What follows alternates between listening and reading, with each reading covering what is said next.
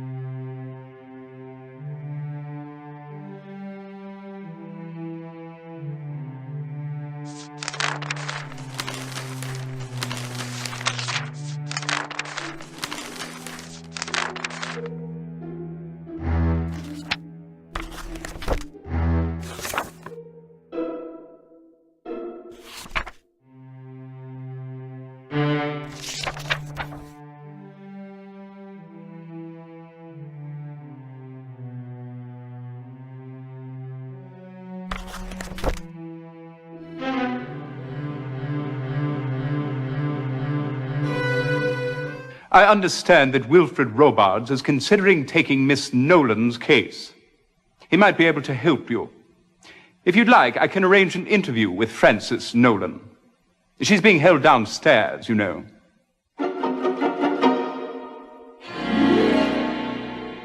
We might be able to help you, Miss Nolan, if you could just remember what happened that night in Mr. Clarendon's room. Well, that's just the trouble. I can't remember anything except seeing Guy's body across the room and the pistol in my hand. Where did you get the pistol? I've no idea, though the police assure me it's mine. I didn't know Guy was at Halliday's. I've never even been there before. And why would I shoot him anyway? We loved each other. There, Miss Nolan. Stiff upper lip. Thank you. Miss Nolan, what is the last thing you remember before the room at Halliday's? Oh, hot cocoa in bed. Beg your pardon? Well, every night before I retire, my maid, Grace, brings me a cup of hot cocoa. How nice. Yes. And before that? Well, before that, I dine with Dr. Trevelyan, as I do every Sunday evening. My sister Loretta is under his care. The doctor and I have become good friends over the years. He left at 10 o'clock, as he always does. May I ask, where did you first meet Guy Clarendon? At the country estate of Cornelius Oldwine, in March. My sister Loretta was attending a party there. I suppose things got a bit out of hand because it seems she dived into a fountain. She caught pneumonia and I had to go and fetch her home. Guy was also at the estate, and that's where we met. And he immediately began paying court to you? Oh, heavens, no. Nobody seems to take much notice of me. I suppose that comes from having such a wildly attractive sister. That's why I was so surprised when he called a few weeks later. We began seeing a great deal of each other. We went on long carriage rides, had picnic lunches. It was all quite lovely. And then on the 5th of June, he declared his love for me and asked for my hand in marriage. I was so happy. I couldn't have killed him. How do you explain your presence at Halliday's? Well, I can't. It's just like the other 2 times. You've had memory losses before. Yes, twice in the past month. The first time I found myself atop a horse in Hyde Park, with no recollection of how I got there. The last thing I remember was having lunch with my sister Loretta. Then there I was, atop a chestnut mare. How peculiar. The funny thing is, I'm terrified of horses. You mentioned there was a second time. Yes, a few days later, I met with my solicitor, Hiram Davenport. Then the next thing I know, I'm at the Newgate Street station. I consulted my physician, Dr. Mason, and he was quite as baffled as I was. One last question, if you will. What is your relationship with Gerald Locke? Oh, Jerry, he's a dear old friend. Though I'm afraid we had a falling out of late. He said some very unkind words about Guy.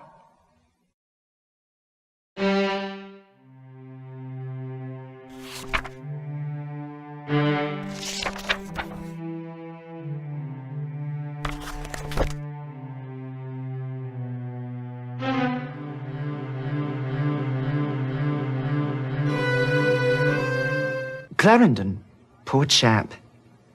He arrived on the 29th day of May and was given a front room on the 3rd floor. 2 days later, he asked to be moved to suite 205. To your knowledge, did he have any visitors? Only 2 that I'm aware of. One was a most disagreeable fellow. He was rather large, had a thick walrus moustache, and a very prominent scar down his cheek. He arrived on the 1st of June, the very day of Mr. Clarendon's move. He simply came in, sat down in the lobby, and waited. 20 minutes or so later, Mr. Clarendon came down from his room.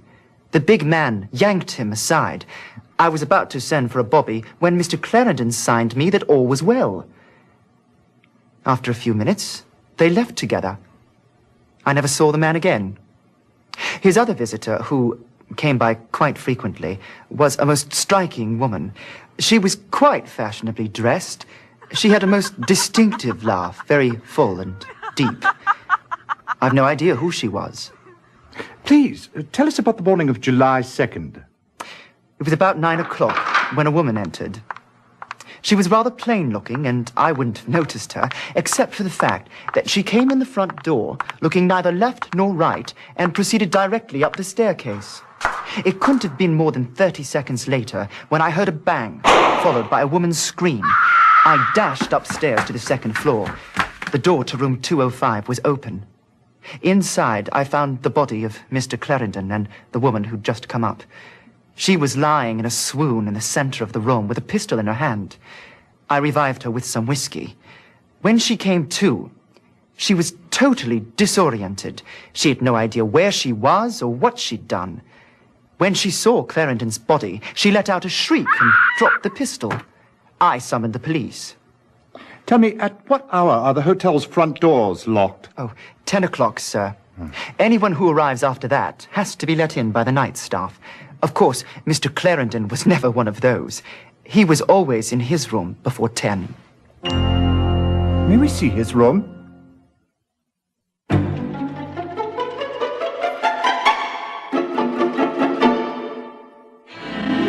What have we here, Watson? Appears to be a bank statement. Look here, Holmes. It appears that the maid missed a spot in her sweeping. Good thing she did, Watson. You're staring at evidence. Blood. What's this stain here? Smells like a fine sherry. Looks like someone's been celebrating. The question is, was it with the body or over it? Nothing much here. Couple of shirts and 3 pair of shoes. But what you failed to notice, my dear Watson, is that one of the pairs of shoes is canvas and has been dyed black. Interesting. A sweater and trousers. An ensemble in black. Not much of a view. All I can see is a brick wall of the building across the alley. Ivy vines winding up a trellis.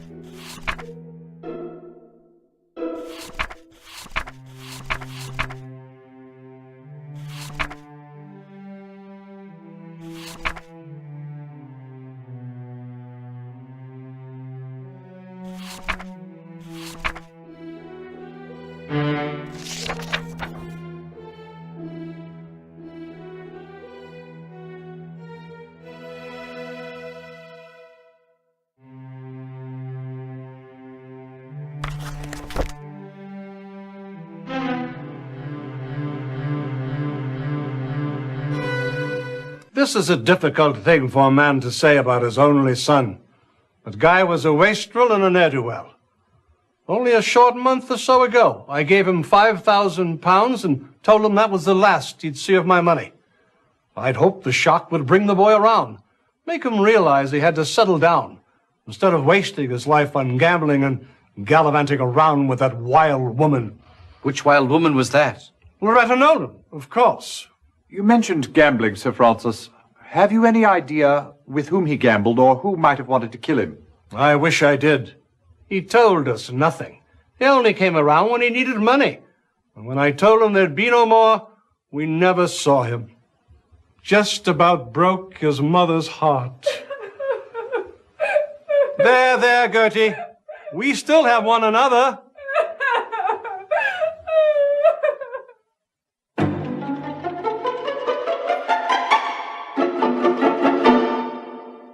I've something you ought to know about Master Guy.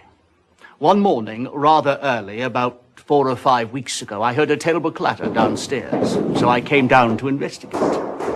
It was Master Guy just coming home. He was in a terrible state, all battered and bruised, with a fresh cut on his forehead.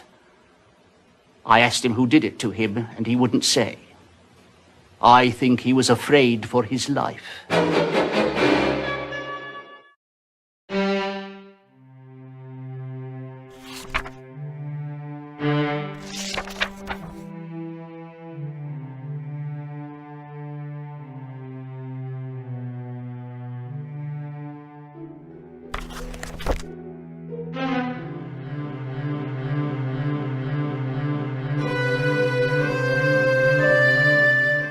Doctor, we understand that you dined with Frances Nolan on the evening of July 1st. Yes, that is correct. We dine every Sunday. Her sister Loretta has been under my care for some 10 years. First at the Mesmer Braid Institute and then in private practice. Without breaching physician-patient protocol, would you mind telling us the nature of her illness? She never quite recovered from the overwhelming trauma of watching her parents being blown to bits. I quite understand. As is often the case with young orphans, they tend to create fantasies about their parents. Miss Loretta Nolan truly believes that her father was the King of England, making her a princess. Do you think her unconventional behavior stems from that fantasy? Absolutely. As a princess, she believes she can do no wrong. I must say that she's worlds apart from her sister Frances. Do you know Frances Nolan well? Yes, rather. Through my treatment of her sister, I've known her for years. Let me say that it is difficult to believe that Miss Frances is capable of murder. She has a quiet, unassuming personality. An act of such direct confrontation would not be at all in keeping with her character. Were Loretta and Frances close? I know without a doubt that Miss Frances loves and cares for her sister almost as a parent would a child. Miss Loretta, well, she loves her sister as much as she is capable of love.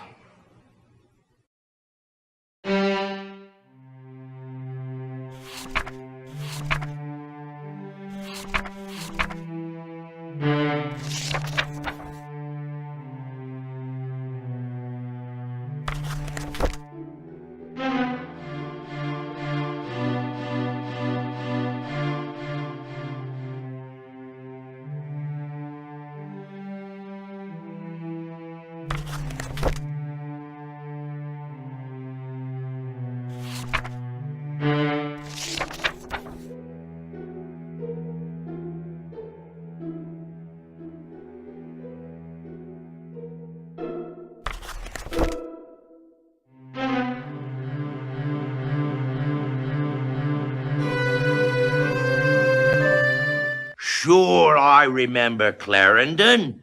He and his lady friend used to stop in here from time to time, usually on their way to Kilgore's gaming parlor or coming back from it. Rumor has it, Clarendon was into Kilgore for a sizable sum. Do you happen to know how much? £7,000 was the figure I heard. Got to the point Kilgore wouldn't allow him in the door. Clarendon made a big fuss till Gus Bullock stepped in. Clarendon backed down pretty quick. Don't blame him none. Nobody in their right mind would want to mess with the likes of Gus. Do you think Bullock was involved in the murder? Nothing you could tell me about that bloke would surprise me. Anyways, Kilgore makes it clear to Clarendon that he wants his money. Then, a month or so later, Clarendon comes in all smiles, and he and Kilgore getting on like chums. Figure Clarendon must have paid him back. Then Calvin Leach steps into the picture. Now, who's Calvin Leach? Leach deals in what you might call stolen property. Square dealer, too. Give you one half the value of the article. What does Leach have to do with Clarendon and Kilgore? Usually nothing at all. But there it is. Leach, Kilgore, and Clarendon meeting late at night just as thick as thieves. The meetings continued on right up to, well, the night before Clarendon's death. Very interesting. Now, we've been standing here jawing, and I don't recall hearing anybody order nothing. What'll it be, mate?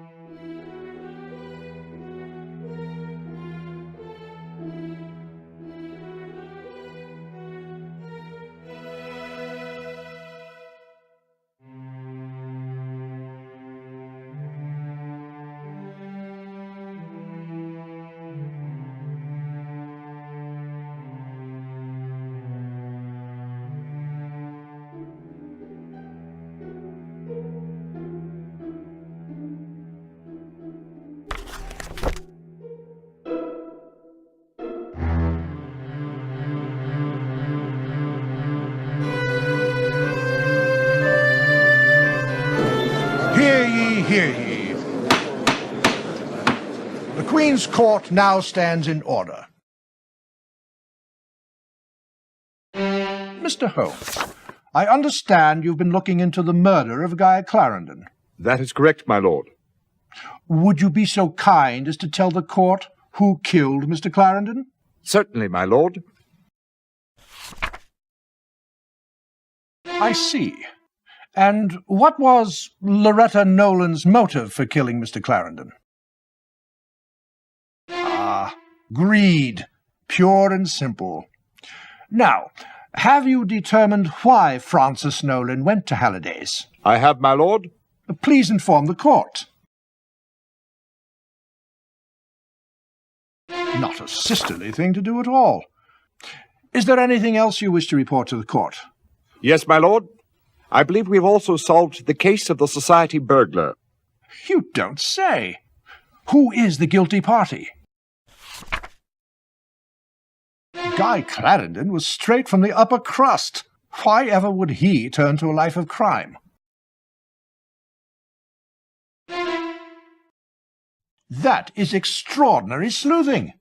Why, I do believe you may have matched Mr. Sherlock Holmes' solution. A remarkable feat indeed. Absolutely perfect. I'm quite sure we could not have done any better.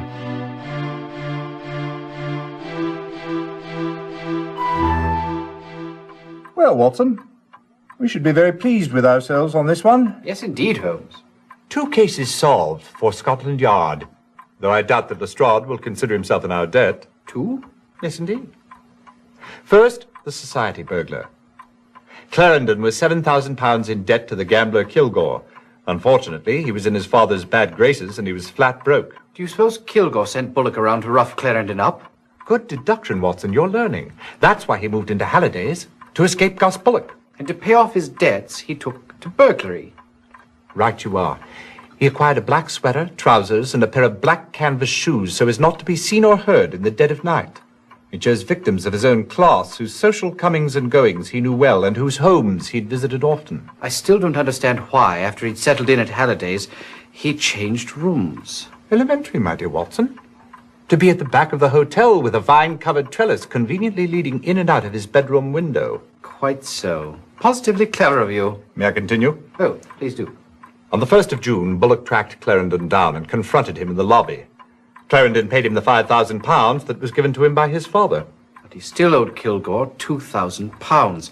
And that was the same evening the society burglar struck for the first time. So pleased you've been paying attention, Watson. Soon after that, Clarendon, Kilgore, and Calvin Leach, a known trafficker in stolen goods, were seen together. Notice, if you will, that 1/2 the value of the first 3 society burglaries is equal to £2,000. Half the value being the price normally paid by Calvin Leach for stolen goods.